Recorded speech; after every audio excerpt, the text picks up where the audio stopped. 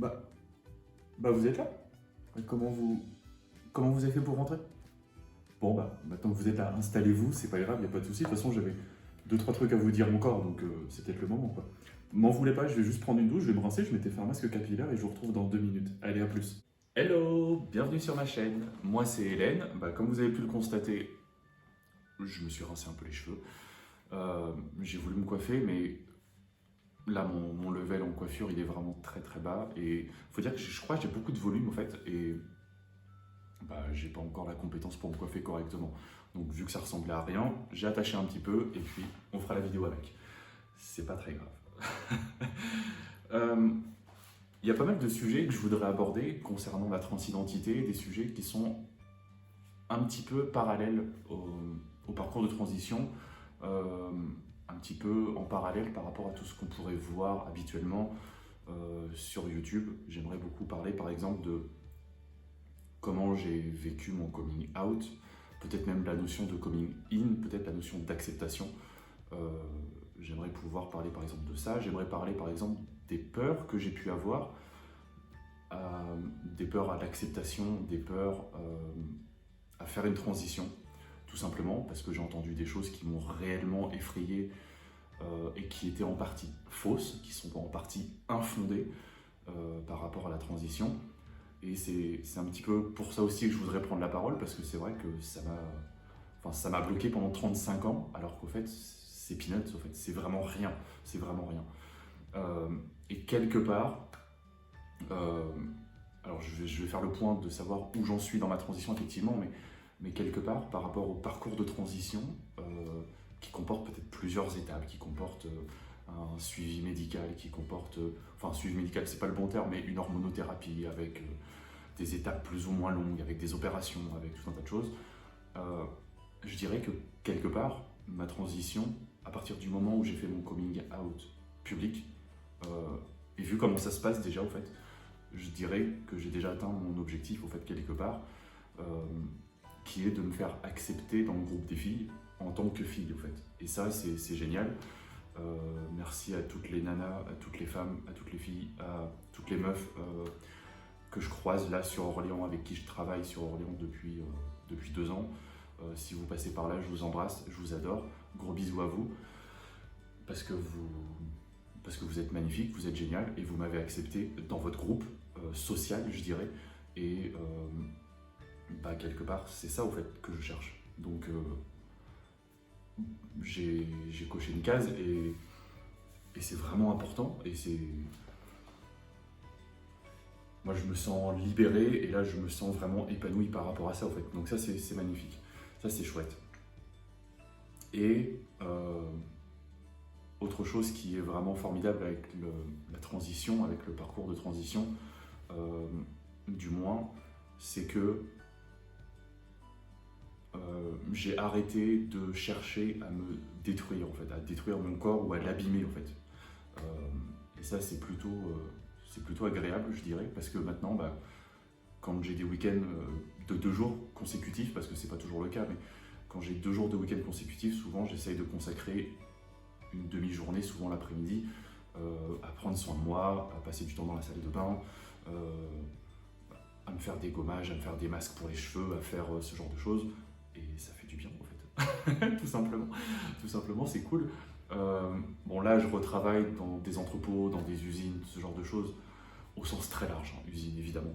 Mais disons que je peux plus me faire de manucure, ça j'adorais beaucoup. Aussi passer du temps avec, avec ces filles formidables que j'ai trouvées, qui me faisaient des ongles super jolis.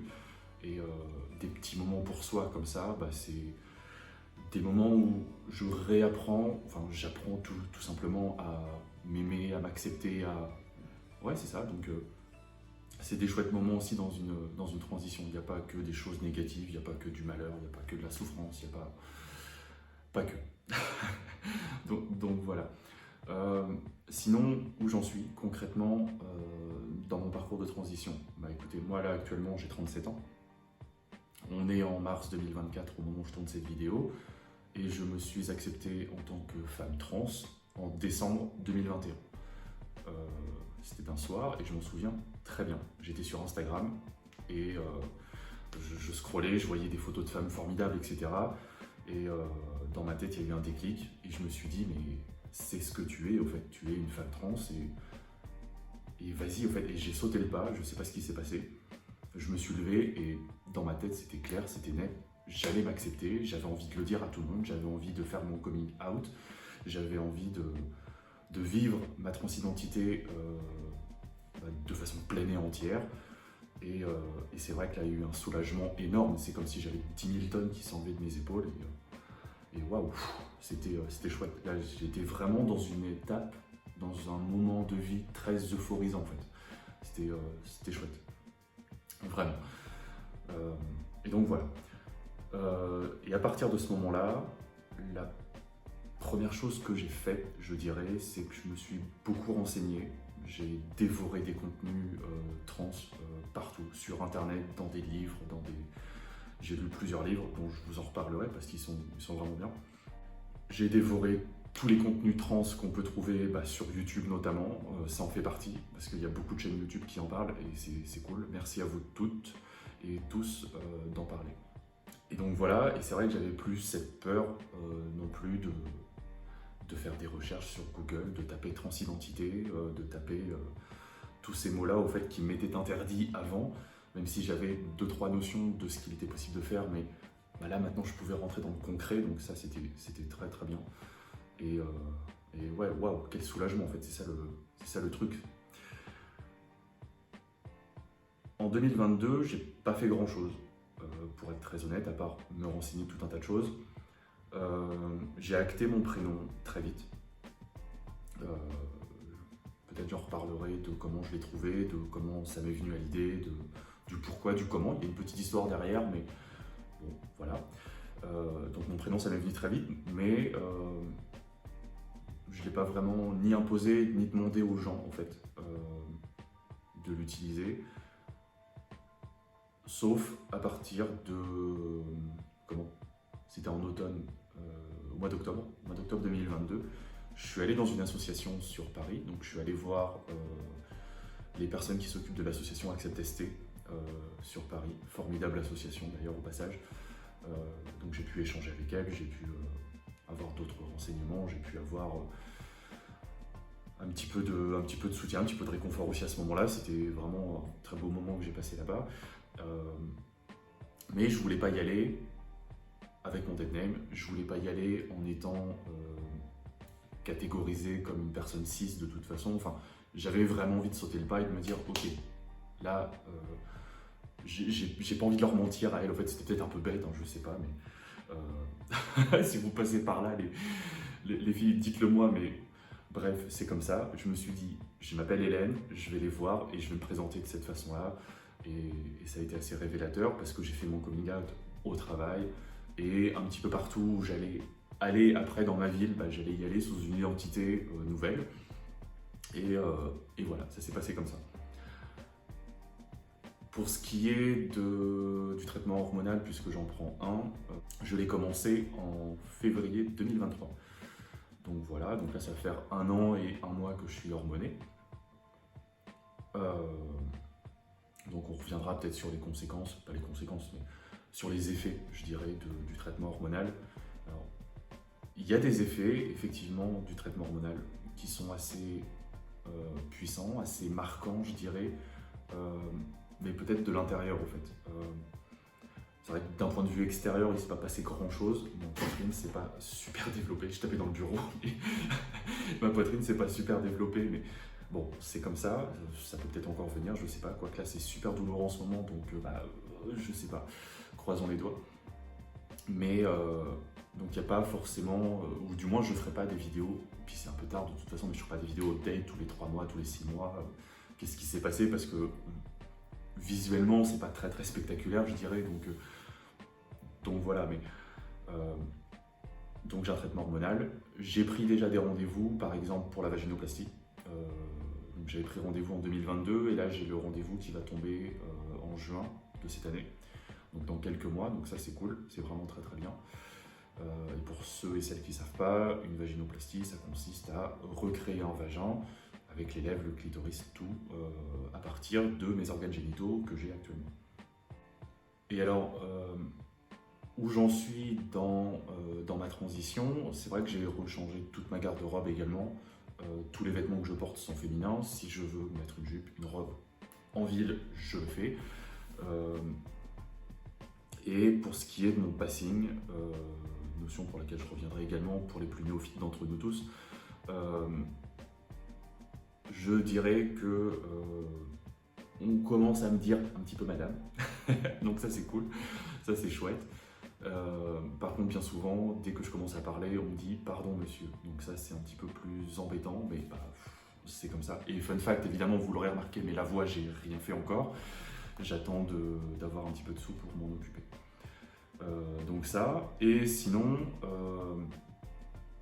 alors pour revenir sur le passing, effectivement,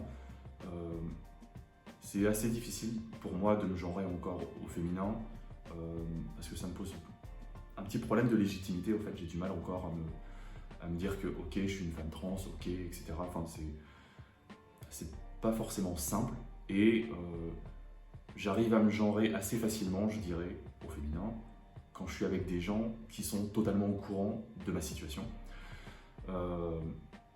Par contre, il y a des fois, je sais pas, je prends l'exemple d'un client qui arrive au travail, qui rentre dans la boutique, qui dit bonjour madame.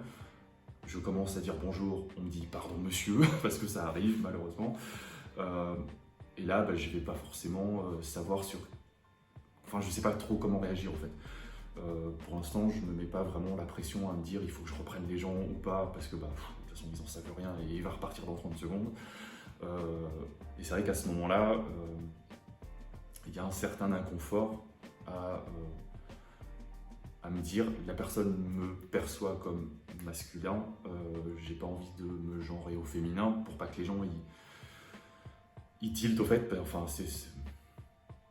je sais pas, mais il y a des réactions qui ont été un peu inappropriées par moment, et c'est vrai qu'il y a un frein par rapport à ça, donc voilà, j'en suis là pour l'instant. Je n'ai pas encore apporté de réponse et ça viendra, ça ne me pose pas trop de soucis. Bref. Bon, je vous ai fait part de mon traitement hormonal, je vous ai fait part du fait que j'avais prévu une vaginoplastie. Pour tout ce qui est augmentation mammaire, alors il y a sûrement des délais, il va falloir que je m'en occupe aussi, mais je ne sais pas où ça se fait. Féminisation du visage, je ne sais pas où ça se fait. J'ai peut-être des pistes, peut-être l'hôpital Saint-Louis sur Paris, mais il faut que je creuse encore un petit peu l'idée. Et j'ai pas de rendez-vous non plus du coup, ça veut dire, parce que s'il y a de l'attente, ça va être encore assez long. Ça. Et sinon, par contre, j'ai commencé les séances d'épilation laser, alors pour tout ce qui est barbe et tour de cou. Et là, j'en suis à ma 5e séance. C'est génial, ça marche. Je peux pas dire le contraire. Après, c'est jamais assez rapide, malheureusement. Je pense qu'il y a encore au moins 5 bonnes séances à faire. Ça, c'est sûr. Après, là, le gros avantage, c'est que c'est quand même très clairsemé la barbe. Le gris de barbe, si je suis bien rasé, il n'y en a pratiquement plus. Et le gros avantage, c'est que si je me rase, j'ai plus tout un tas d'irritations, j'ai plus la peau rouge, je suis plus marqué autant. Donc ça, c'est bien. On progresse. Voilà où j'en suis dans mon parcours de transition. Si tu as des questions, n'hésite pas à les poser, j'y répondrai. Je ferai des vidéos peut-être plus thématiques par rapport à certains points, certaines choses, évidemment. Je ne ferai pas des vidéos update de ma transition tous les 3 mois, tous les 6 mois, tous les ans, etc. Parce que il n'y a pas vraiment d'effets spectaculaires ou d'effets vraiment visibles qui sont marqués pour dire, voilà, tous les 15 jours, il s'est passé ça, il s'est passé ça. Non, il y a des fois, il ne se passe pas grand-chose non plus. Donc, ou du moins, il ne se passe pas grand-chose de suffisamment visible d'un point de vue caméra. Donc, je ne ferai pas des vidéos update de cette façon-là. Juste une chose. Alors, je vous avais dit dans ma vidéo d'avant que j'aimais le rose. C'est le cas. Bon, là, ça n'a totalement rien à voir, mais je me suis acheté un cahier. Un cahier basique. Il n'y a rien d'extraordinaire dans ce cahier. Par contre, je m'en sers un petit peu de journal intime. Et alors, journal intime, c'est un bien grand mot, mais je m'en sers de carnet de bord, je dirais, par rapport à ma transition. Et je note dedans tous les jours vous voyez, enfin, je note dedans plein de choses. Il y a vraiment pas mal de pages déjà. Et je note, bah tiens, tel jour par exemple j'ai mal dans la poitrine, ou tel jour il se passe ci, ou tel jour j'ai constaté ça par rapport à mon corps, par rapport à des changements, par rapport à... Donc voilà, ça peut être une idée aussi de comment? Ça peut être une idée, je dirais, pour noter un petit peu tous ces changements et s'en souvenir, ou se faire ouais, se faire un souvenir par rapport à ça, ou du moins... donc ouais, je note dans mon cahier, au fait, bah, tous les changements que je peux constater,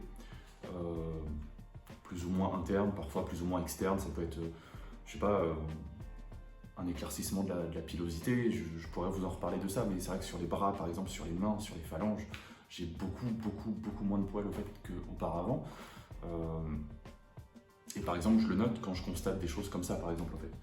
Donc, ça peut être une idée si tu n'as pas encore commencé ton parcours de transition, et si tu veux bah, te faire des souvenirs, ou voilà, documenter ton parcours, ça peut être une occasion.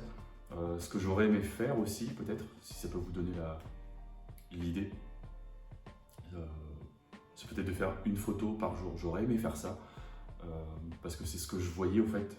J'ai vu des vidéos comme ça de timeline de transition, où des gens ils se prenaient en photo tous les jours comme ça. Et je me suis dit, bah, je pourrais faire ça. Et puis, bah, au fait, j'ai pas pu parce que j'étais pas en capacité de faire tout ça.